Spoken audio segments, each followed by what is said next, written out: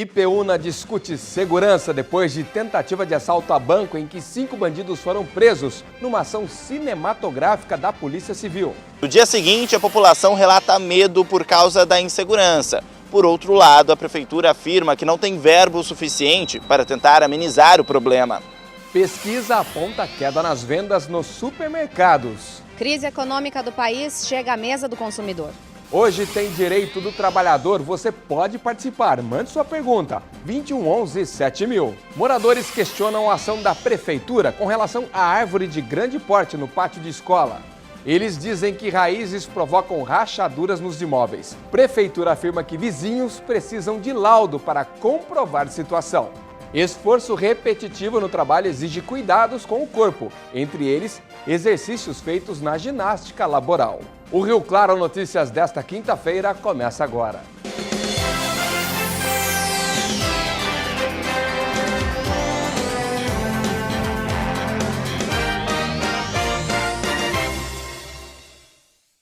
Boa tarde.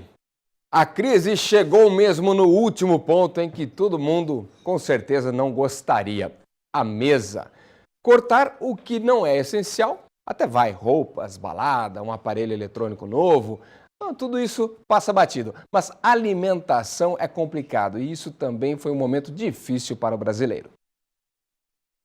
Diminuir os passeios do mês e outros gastos antes vistos como essenciais faz parte do dia a dia da maioria das pessoas. O jeito é driblar a crise para não receber as indesejadas cobranças. Mas e quando a mesa se torna alvo? A gente acaba substituindo o alimento por alguma outra coisa, porque não, tá caro realmente, então a gente substitui. Tem que estar procurando coisa da época, que está mais barato, pra estar comprando. Tem gente que sempre leva 2 em vez de levar 1. Se no armário dá pra ter 1 em vez de levar 2, leva 1. Se o preço está muito alto, eu não compro. Essas não são opiniões isoladas, não. O comportamento tem mudado mesmo na hora de comprar. Segundo a Associação Brasileira de Supermercados, e comparado com abril de 2016, o mesmo período deste ano apresentou uma queda de 6,67% na venda de alguns itens muito comuns na cozinha brasileira. Este é o alerta para a situação econômica do país, que tem atingido o que a gente menos esperava ter que mexer: a alimentação. Encher o carrinho é há um bom tempo para poucos. E o que parecia essencial passou a ser estudado muito bem antes de ser levado para casa. Tomate, farinha de mandioca, queijo, mussarela e açúcar estão entre os produtos menos consumidos. Para o especialista, uma reação positiva depende de outros fatores, que já até começaram a acontecer. O governo está tentando fazer as medidas necessárias para o país crescer, que é, por exemplo, a queda da taxa de juros, ou seja, ele está reduzindo a Selic, o Copom se reúne a cada 45 dias e está diminuindo, tentando chegar num número plausível para que o povo comece a gastar o dinheiro, comece a ter o dinheiro propriamente dito. Porque quando o povo começa a gastar esse dinheiro através de empréstimos que ficam mais baratos, as empresas começam a vender mais. As empresas vendendo mais vão contratar as pessoas, e aí começa o ciclo. Para nós voltarmos àquela economia sadia, eu acho que a base forte do brasileiro, do Brasil em si, seria voltar a gerar empregos. Acho que o Brasil precisa voltar a diminuir esse índice, que hoje é muito alto, para as pessoas começarem a ter seus salários, começarem a ter seu dinheiro e elas começarem a poder gastar. Enquanto a virada financeira não acontece, resta fazer escolhas como um cuidado de não comprometer a nutrição e o bolso. A gente tem que rebolar hoje, porque tá tudo caro, né? Não tá fácil para ninguém. Olha, usar óculos até que está na moda, viu? Acho que podemos dizer isso. Tem cores, modelos para todos os gostos e também para fazer aquele estilo. Porém, comprar sem a devida orientação é arrumar problema na certa. Não são poucas as pessoas que enxergam tudo assim. De acordo com uma pesquisa feita pelo Instituto Mundial de Oftalmologia, 23% da população mundial tem algum problema visual que precisa ser corrigido com a ajuda dos óculos, mas nem sempre todos recorrem à ajuda de um profissional. Nós viemos até as ruas saber se as pessoas acham importante consultar um oftalmologista antes de comprar um óculos. Sempre compensa aí. Se você tem um plano de saúde, como eu tinha na época, fica mais fácil, né? Passei no oftalmologista, peguei a receita e fiz o óculos. A visão da gente é muito importante, né? Tem que ir no oftalmo, com certeza.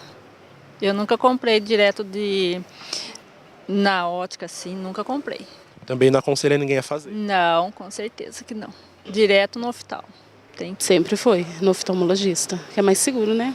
Porque às vezes não é só miopia, né? Existem outras doenças. Acredito que a visão é uma coisa muito séria, né? Então, acho que o recomendável é procurar um profissional da área para poder receitar o óculos certo, né? O que acontece até com frequência é o fato de muita gente inverter a ordem das coisas. Compra um óculos e depois procura um especialista. E isso quando procura. Enxergar através de vários aparelhos diferentes, apontar essas letrinhas na parede, pode parecer um exame sem importância, mas segundo esse oftalmologista vai muito além de uma consulta. Aqui é possível até mesmo descobrir outras doenças. Ele vai ser avaliado não só quanto à visão dele, se ele necessita de algum tipo de grau, de algum problema, e também vai ser avaliado nele se ele tem algumas alterações de fundo de olho, de pressão intraocular, problemas que ele às vezes não se dá conta que tem e pode causar transtornos futuros para ele. Pode ter uma diabetes, uma hipertensão arterial, uma doença reumática muito séria que pode provocar alterações para ele no futuro. Na pressa, tentar dar aquele jeitinho e comprar um óculos em lojas não especializadas como farmácias e papelarias pode custar caro e agravar ainda mais um problema de visão, que de início pode até ser uma simples dificuldade.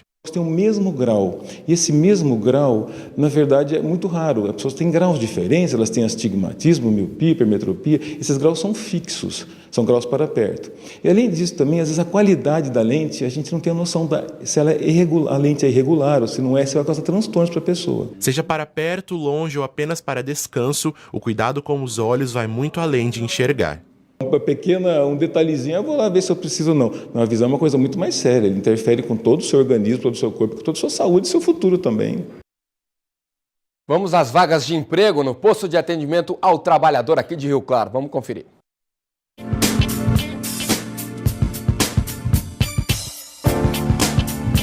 Há vagas nesta quinta-feira para ajudante de carga e descarga de mercadoria, ajudante de obras, auxiliar de jardinagem, chefe de limpeza, comprador, encarregado de conservação de vias e permanentes, encarregado de seção de controle e produção, faxineiro, instalador hidráulico e montador de motores a diesel.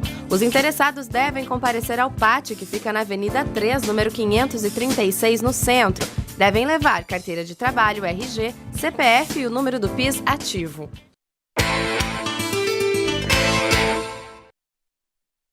Direito do Trabalhador no ar aqui no Rio Claro Notícias, comigo, doutor Gilberto Urola. Tudo bem, doutor? Graças a Deus, bem, Paulo. Então tá bom. Hoje o assunto é o seguinte, né? A gente vai falar no caso do trabalhador, quando ele acaba falecendo na função ou se ele falece e com o processo trabalhista a seu favor em andamento. Vamos esclarecer para onde vai esse recurso no caso tanto de um quanto do outro. Doutor, vamos começar pelo trabalhador na atividade, acaba falecendo, tem lá verba de 13º, salário, enfim. Férias proporcionais, tudo não é? Que tem direito. Então falece o trabalhador, o dinheiro ele pertence aos dependentes habilitados perante a Justiça, perante o INSS. Né? A Previdência Social, ela quando dá a pensão por morte, né? Então ela também entrega uma certidão de dependência e lá consta o nome, por exemplo, da viúva e dos filhos menores. E estas pessoas têm a habilitação para receber fundo de garantia, PIS e as verbas salariais rescisórias. Isso aí, qual que é o procedimento? Vai no INSS. Faleceu o trabalhador. Então, a viúva ou os dependentes, né, filhos menores de 21 anos de idade, comparecem ao INSS e requerem pensão por morte. E assim que é deferida a pensão por morte, também é expedida essa certidão de dependência. E ela habilita esses dependentes a receber esses dinheiros. Se forem menores, às vezes são menores, né? Tem filhos menores, o fundo de garantia. Então, costuma-se fazer uma retenção numa conta própria, mas em nome do menor, para que quando ele possa usar, ele então retira o dinheiro. Leva o documento na empresa. Leva o documento na empresa, né? E a empresa tem condição de fazer essa rescisão sem problema nenhum, mas mediante a certidão de dependência do INSS. No caso do trabalhador que, né, ele já se desvinculou da empresa, tem processo trabalhista, alguma verba para receber que está em andamento, falece, mesma coisa? Faleceu o reclamante, né? A gente aí fala de reclamante. Faleceu o reclamante da mesma forma. Procura o advogado, né? O advogado vai orientar, ou o sindicato, se for o caso, vai orientar que a requerer a pensão por morte, sai a certidão de dependência, aí se habilita, né? Sai o nome do trabalhador ali do processo e entra o nome dos dependentes, a viúva e os filhos menores, e o processo tem prosseguimento. Quando chegar na hora de pagar, vai pagar para os dependentes. Normal isso. Normalmente. Agora, quando a pessoa não tem dependente? Não tem dependente, é viúvo, sem filhos. Viúvo, não tem mais a esposa, não tem filhos menores, né? Filhos lá com 30, 40 anos de idade. Então, aí tem que ser através de alvará judicial. Então, não é mais uma questão do INSS expedir a certidão de dependência. É questão de procurar a justiça, requerer no fórum um alvará judicial e o juiz, então, vai dar esse dinheiro para os herdeiros, não mais os dependentes, os herdeiros. Perfeito, maravilha. Dadas as informações, mais uma vez, muito obrigado pela participação. Tomara que na próxima semana tenhamos mais notícias boas do nosso Palmeiras, que ontem não foi muito bem. Mas deixa para o próximo episódio, doutor. Obrigado e ótimo final de semana. Não vai ficar assim, até quinta. Não vai, a vingança virá. Até lá. A seguir, nós vamos falar sobre a discussão em relação à segurança em Ipeúna, um dia depois da tentativa de assalto frustrada pela Polícia Civil, que rendeu 5 prisões. Os detalhes depois do intervalo, agora 12h42. Eu já volto.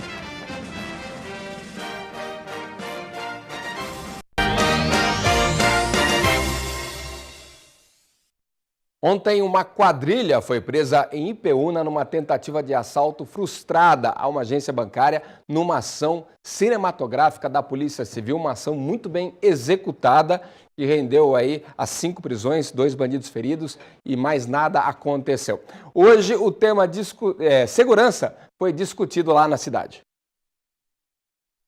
A agência amanheceu fechada depois da tentativa de assalto. Na rua ainda estão as manchas de sangue deixadas pela troca de tiros entre os criminosos e a polícia.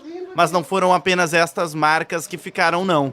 A sensação de insegurança voltou a preocupar a população e a prisão da quadrilha especializada neste tipo de assalto chamou a atenção dos moradores.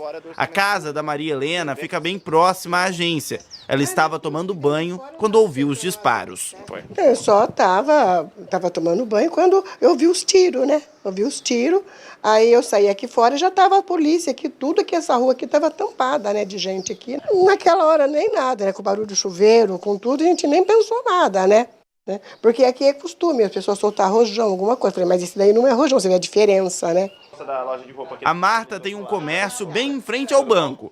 Por sorte, na manhã de ontem, precisou ir ao médico e não estava lá quando tudo aconteceu. Mesmo assim, abrir as portas hoje foi um desafio. É bem complicado. A pessoa que está presa, os bandidos não estão presos. A gente está presa. Eles não, eles fazem o que quer, né? A gente que tem que ter cuidado com tudo aqui. Tá difícil, tá bem complicado. Eu tenho família aqui, meu filho mora aqui, tenho neto, a gente se preocupa direto. Eu estou trabalhando aqui, meu marido sai para comprar peça, eu estou aqui preocupada, hoje ele não está. Aconteceu ontem, mas para mim pode acontecer a qualquer momento de novo, sabe? A gente já fica meia...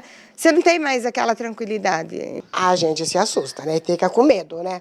Em Ipeúna não existe uma secretaria de segurança, muito menos uma guarda municipal. A prefeitura afirma que isso demandaria muito dinheiro, algo que está completamente fora do orçamento público. Sendo assim, o jeito é pedir ajuda ao governo estadual e federal para então tentar amenizar o problema.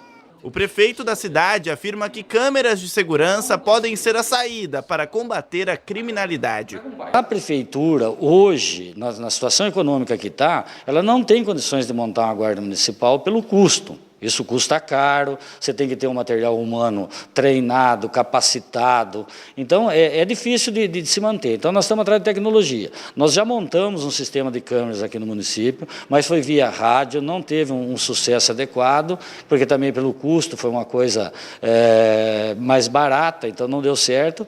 Eu tive essa semana em Brasília, fui atrás de buscar recursos junto ao Ministério de Ciência e Tecnologia, para ver se a gente consegue implantar fibra ótica no município, daí pela fibra as câmeras conseguem funcionar melhor. Estamos buscando, né? Buscando tecnologia, buscando parcerias, né? Agora tem sistema que custa de 400 mil a 1,5 milhão.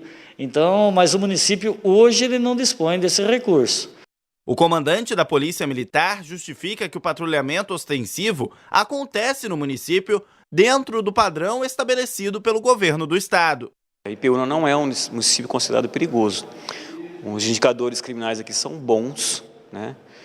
Nós temos acompanhado semanalmente, nós fazemos uma reunião no batalhão chamado RAC, Reunião de Análise Criminal, e IPEUNA não aponta indicadores altos.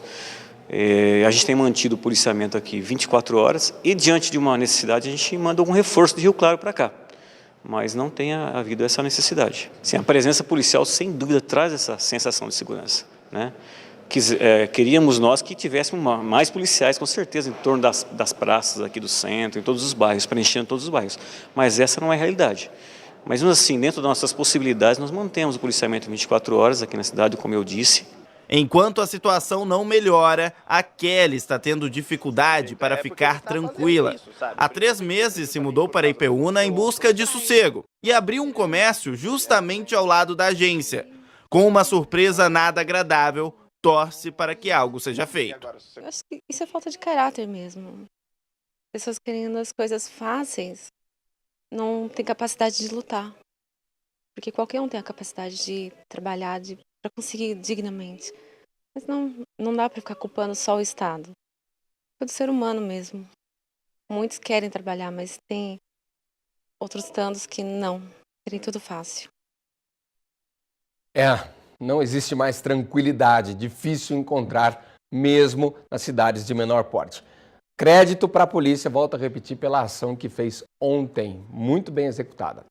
O Centro de Controle de Zoonoses de Rio Claro prossegue com a vacinação antirrábica de cães e gatos na zona rural. Iniciada já em abril, a campanha chegou aí a cerca de 2.535 animais, totalizando entre cães e gatos. A vacinação continua com visitas diárias das equipes a sítios e chácaras na zona rural. Porém, quem perdeu a visita dos agentes tem a opção de levar o animal direto à sede do CCZ, que aplica a vacina de graça de segunda a sexta-feira, das 7 da manhã às 4 horas da tarde.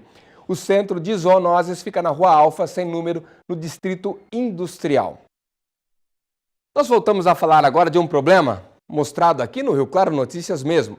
Uma família que alega que as raízes de uma árvore de grande porte que está no pátio de uma escola têm provocado rachaduras nos imóveis.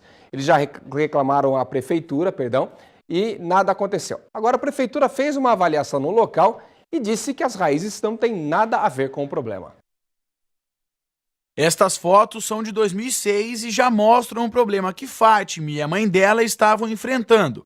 Elas ainda contam com laudos que apontam a principal culpada. A engenheira veio aqui, avaliou, falou que as rachaduras são da árvore, que a casa teve um recalque, mas mesmo assim eles vêm, abrem a valeta do lugar errado, encerram o processo porque fala que a árvore é centenária, que a árvore não pode ser tirada.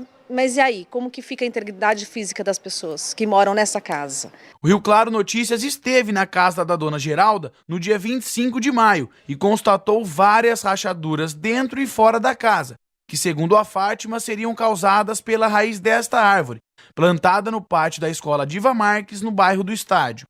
Depois da nossa reportagem, a prefeitura veio até aqui, que é essa escola onde está plantada a árvore. Realizou um procedimento, mas a questão é que o problema da dona Geralda ainda não foi resolvido.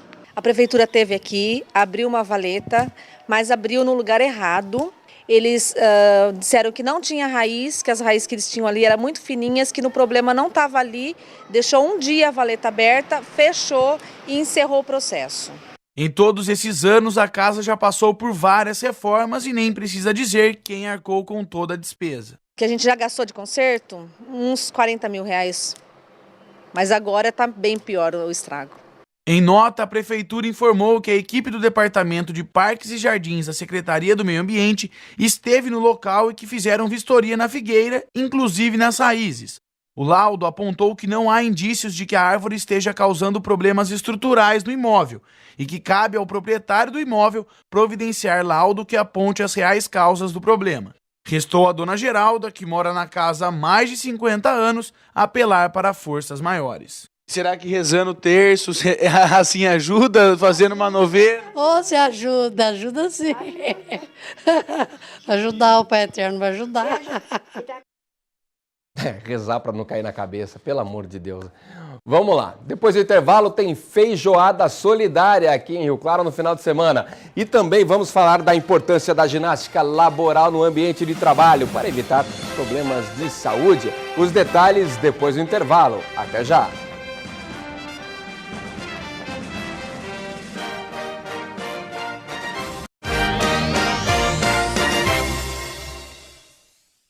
Hora da previsão do tempo aqui no Rio Claro Notícias com a Fernanda Maestro.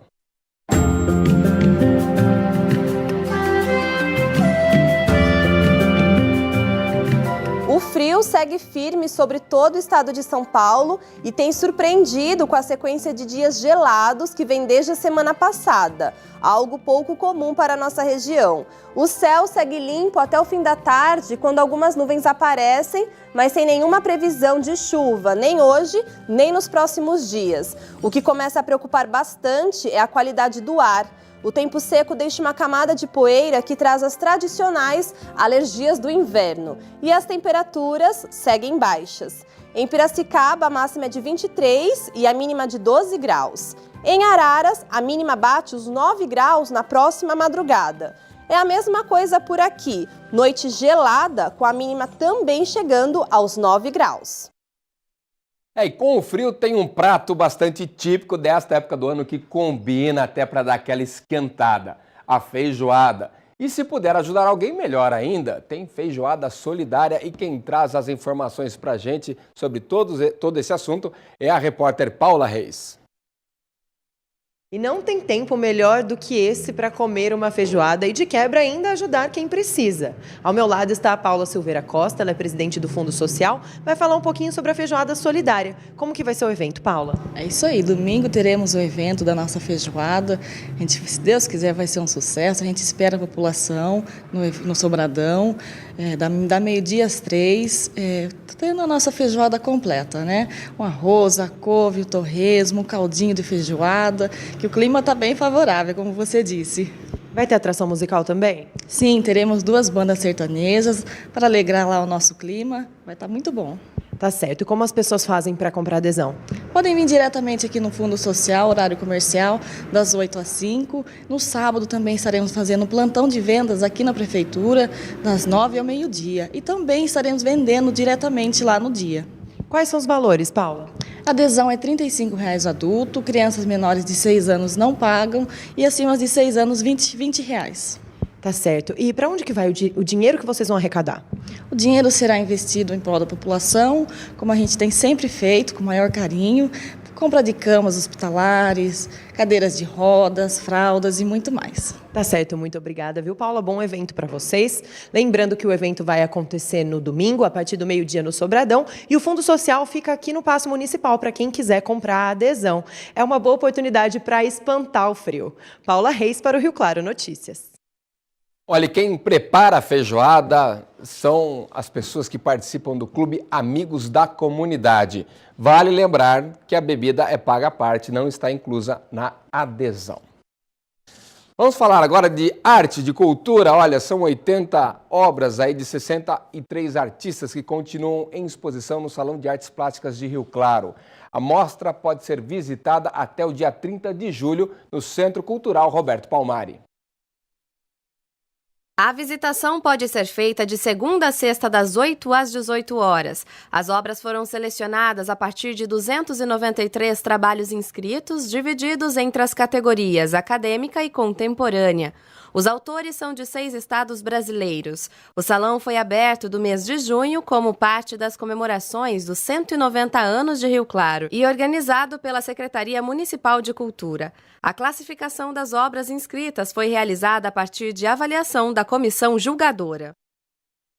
Agora o tema é saúde para a gente encerrar, viu? Fazer exercício é fundamental em qualquer época do ano, mas na correria, no dia a dia, no trabalho, o pessoal às vezes não consegue praticar, ir a uma academia ou mesmo fazer uma corrida ao ar livre.